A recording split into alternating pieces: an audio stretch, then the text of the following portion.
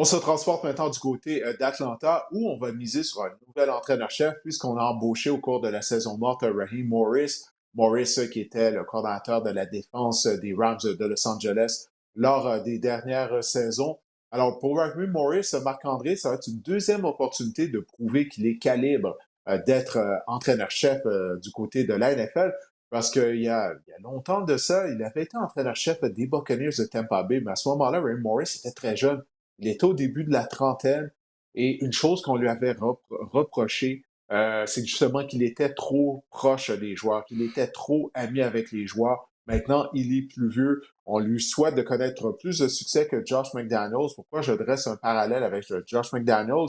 C'est que McDaniels et Morris avaient été embauchés à titre d'entraîneur-chef lors de la même saison morte. À l'époque, McDaniels avait été avec les Broncos de Denver et Morris avec les Buccaneers de Tampa Bay, comme je viens de dire. Et les deux, ça s'était vraiment très mal terminé. Mais pour McDaniels, ça s'est mal terminé la saison dernière avec les Raiders. Il a été congédié avant la mi-saison. Alors on espère que c'est pas ça qui va se répéter du côté de Raheem Morris. On espère qu'il a gagné en expérience depuis la dernière fois qu'il était entraîneur-chef. Alors, on lui souhaite de connaître du succès.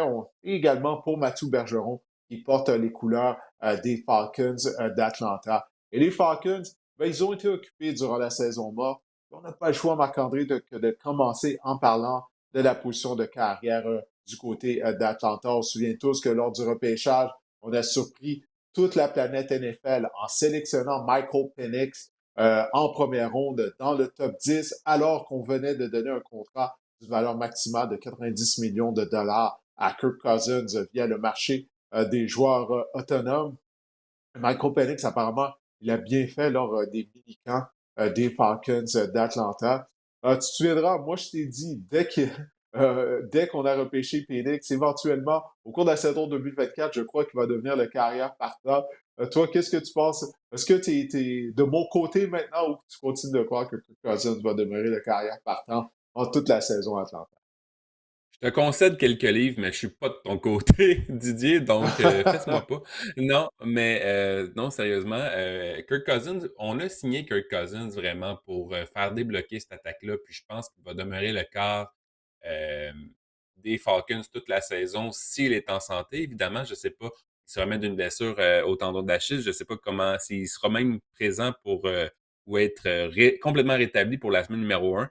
Mais Kirk Cousins est le quart des Falcons, selon moi, en 2024. Savais-tu, Didier, que l'année dernière, entre la semaine numéro un et la semaine numéro 8, Kirk Cousins était premier pour les passes de toucher dans la NFL, deuxième pour les verges par la passe, cinquième pour le pourcentage de réussite. Donc, c'est un quart élite, c'est un quart qui va faire débloquer cette attaque-là. On a des beaux jouets à Atlanta. On n'a jamais su comment les faire marcher, s'ils étaient à pile, s'ils étaient à électronique, peu importe, mais on a Bijan Robinson, on a Drake London, on a Kyle Pitts, on est allé chercher Darnell Mooney, on a Rondell Moore également comme jouet. Donc, on a vraiment une attaque diversifiée, bourrée de talent. Puis je pense que vraiment, Kirk Cousins, c'est la clé pour faire débloquer tout ça. Élite, Kirk Cousins, élite, t'es C'est un sûr? corps élite, c'est un corps précis. En tout cas, c'est beaucoup mieux que Desmond Ridder, quand même, ou tout autre corps qu'on a eu dernièrement avec les Falcons. Ouais, ben écoute, c'est certain que c'est mieux que Desmond Ridder. Là. Desmond Ridder, j'ai jamais compris pourquoi l'organisation de l'Atlanta croyait qu'il allait être en mesure d'être la carrière en partant.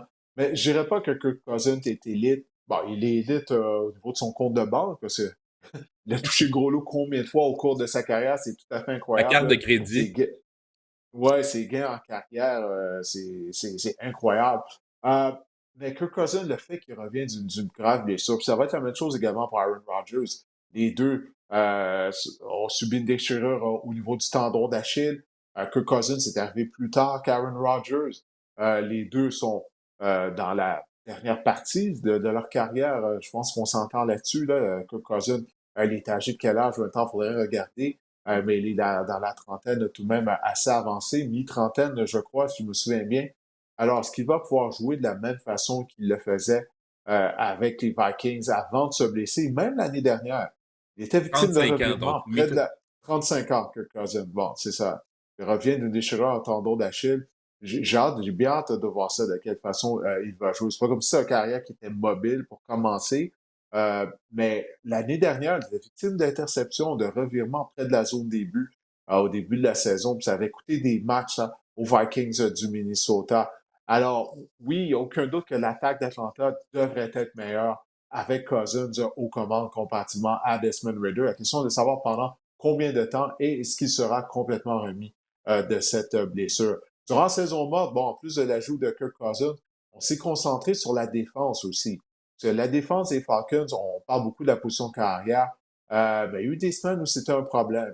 On s'est concentré notamment à la position de demi-coin. On le voit avec Anthony Hamilton, avec King, l'ancien demi-coin des Packers de Green Bay, Kevin King. Et on a essayé également d'ajouter de la vitesse à l'attaque d'Atlanta avec les acquisitions de Randall Moore et de Darnell Mooney, anciennement des Bears de Chicago. Ce ne sont pas des receveurs qui sont imposants physiquement, mais ils sont rapides. Moore peut être utilisé de plusieurs façons avec des jet sweeps notamment. Ça, c'est une chose qui manquait à l'attaque des Falcons, je trouve, lors des dernières saisons. C'est qu'on n'avait pas on n'était pas rapide. Mis à part B. John Robertson l'année dernière, on n'a pas de joueur explosif. Drake London, je sais qu'il a été un choix de premier rond, mais c'est un receveur avec un gros gabarit. Il n'est pas un marchand de vitesse.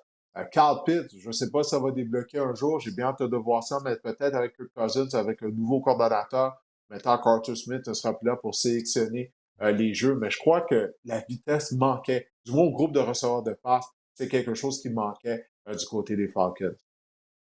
On a aussi une excellente ligne à l'attaque, parmi les meilleures de la NFL, avec Mathieu Bergeron, entre autres, mais avec Jake Matthews. Bref, on a vraiment une ligne à l'attaque pour supporter Kirk Cousins aussi. Donc ça serait intéressant. Et Bijan Robinson, Didier, moi, je suis excité. On a dit qu'il aurait une utilisation, on l'utiliserait comme Christian McCaffrey. J'ai hâte Je de voir sais, j'ai ça, mais entendu aussi. mon Dieu, que je suis excité de voir ça. Vraiment, l'attaque des Falcons, c'est vraiment, même dans le cirque fantasy football, c'est vraiment une attaque vraiment intéressante. On a bien hâte de voir comment tout ça va se déployer, mais Bijan, sérieusement, j'ai hâte de voir l'an 2 de Bijan Robinson parce que pour moi, c'est le meilleur porteur de ballon de la NFL. En tout cas, c'est le porteur de ballon le plus talentueux de la NFL, selon moi, en ce moment, en termes de talent pur, là, n'en déplaise à Christian McCaffrey, justement. Il est effectivement très talentueux. Ça, il n'y a aucun doute là-dessus. Puis on l'a vu, là, il y a eu certains jeux qu'il a fait l'année dernière. C'est tout à fait wow. C'est vraiment hallucinant. Je vais devoir le voir pour le croire qu'on va l'utiliser à la Christian McCaffrey. Je ne sais pas pourquoi, étant donné que c'est les Falcons, j'ai tout le temps des doutes. Bijan Robinson, ben, comme tu viens de le dire, son talent, il est indéniable. J'ai hâte de voir son utilisation. J'espère qu'on va arrêter de remettre le ballon continuellement à Algier, qu'on va utiliser plus Bijan Robinson. Mais les Falcons sont intrigants, mais autant, comme tu l'as dit, on met sur une excellente ligne à l'attaque, ben, à l'opposé, la ligne défensive, pour moi, Ah ouais. ça demeure un point d'interrogation. Ça fait des années, Marc-André, qu'on est à la recherche d'un chasseur de quart. Encore une fois, on a repêché Phoenix au 8e rang du repêchage, Ouais. alors qu'on aurait pu repêcher le meilleur chasseur de quart disponible.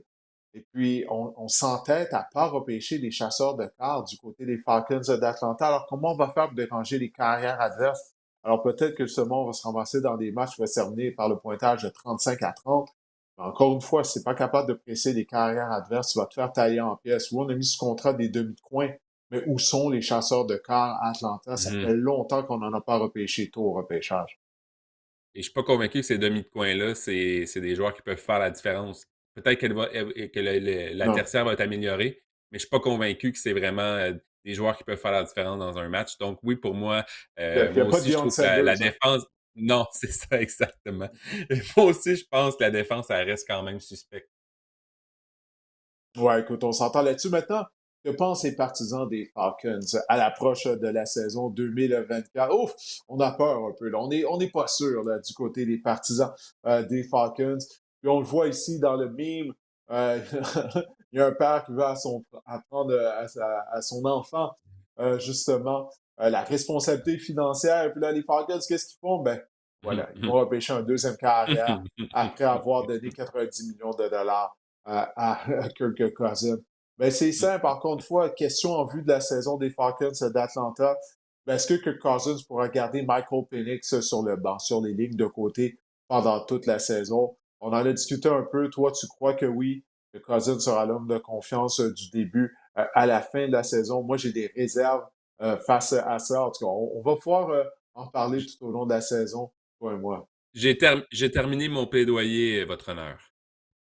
OK, parfait, excellent. Mais définitivement, un joueur qu'on veut voir connaître du succès dans l'uniforme des Falcons. Bien, écoute, c'est la fierté de Victoriaville. Mathieu Bergeron, l'ancien de l'Orange de Syracuse. Bergeron qui avait été un choix de deuxième ronde des Falcons en 2023. L'année dernière, il a connu une bonne saison, je crois, dans l'ensemble en tant que joueur recru. Mais comme il me l'avait dit lorsque j'étais allé à Atlanta le couvrir, tu sais, il me disait qu'il y avait une période d'ajustement. Et je m'étais entretenu avec Arthur Smith, l'entraîneur-chef des Falcons à l'époque. Puis il disait, écoutez, il faut se rappeler que Mathieu jouait à la position de bloqueur dans les rangs universitaires. Là, il fait la transition à la position de garde. Donc, on se doit d'être patient. Mais ce qu'il m'avait dit, c'est que Mathieu était très intelligent, qu'il était très travaillant et qu'il était convaincu qu'il était voué à une belle carrière.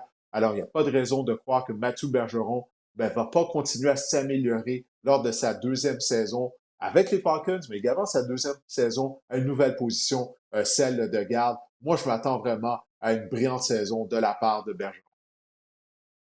Absolument, moi aussi. J'ai bien hâte de voir Mathieu Bergeron et même toute l'attaque des Falcons. Si vous avez quoi, 2 raisons d'écouter les Falcons, la première, Mathieu Bergeron, la deuxième, Bijan Robinson, puis la troisième, ben, Didier, peut-être, Michael Penix, au Michael Penix. ah, La Michael troisième, Michael Penix. Penix. Ouais, Lorsqu'il va devenir le Michael partant et Penix sur le remplir banc. le poste. Sur Non, le non, banc, lorsqu'il va ouais. remplir le poste à Kirk Cousins. Et OK. puis les Falcons vont avoir le carrière réservé de la NFL le plus payé. Et imagine-toi si ça arrive, comment ça n'aurait aucun bon sens. Ah, mais écoute, ouais, on se souvient de Drew Bledsoe, Tom Brady, hein? Des Oui, choses comme ça. exactement. Arrive, Ouais. arrive, Ça peut arrive. arriver, oui. Non, mais Bledsoe, à l'époque, il y avait lui et Brett Favre qui étaient les deux carrières les plus payées de la NFL. Écoute, ça fait plus de 20 ans de ça, là, peut-être ma mémoire fait défaut là-dessus. Mmh Mais les deux avaient signé des contrats de 10 ans, 100 millions de dollars, ce qui est rien, là, mh. maintenant, 10 millions de dollars par année pour un carrière partant. Mais à l'époque, c'était faramineux comme contrat. Et malgré tout, on l'a cloué au banc lorsqu'il s'est blessé et qu'on a commencé à gagner avec Tom Brady. Donc, on verra qu'est-ce qui va arriver. L'histoire n'est pas encore écrite pour la saison 2024 des Falcons d'Atlanta. La question de savoir maintenant combien de victoires les Falcons seront en mesure de décrocher. C'est quoi le over-under? Plus ou moins 9 victoires et demie pour les Falcons d'Atlanta. On rappelle que les Falcons n'ont pas participé aux éliminatoires depuis la saison 2017. Alors, Marc-André, 9 victoires et demie, plus ou moins, selon toi, pour les Falcons? Je les vois terminer au premier rang de la division, les Falcons, mais je trouve que 9,5, c'est beaucoup. 10 victoires Hmm. maintenant, je pense que ça va être une division assez serrée qui va avoir des fiches autour de 500.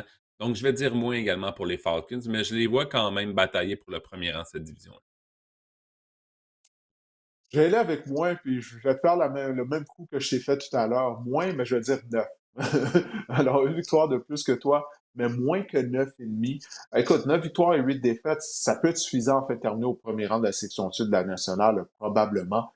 Mais à cause de la défense, je ne peux pas endosser les Falcons à cause de l'unité défensive.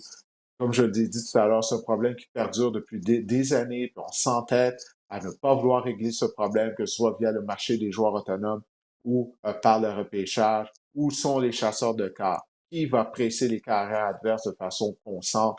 C'est un élément clé, ça. Alors, pour cette raison-là, je vais aller avec 9 victoires du côté des Falcons en vue de la prochaine saison.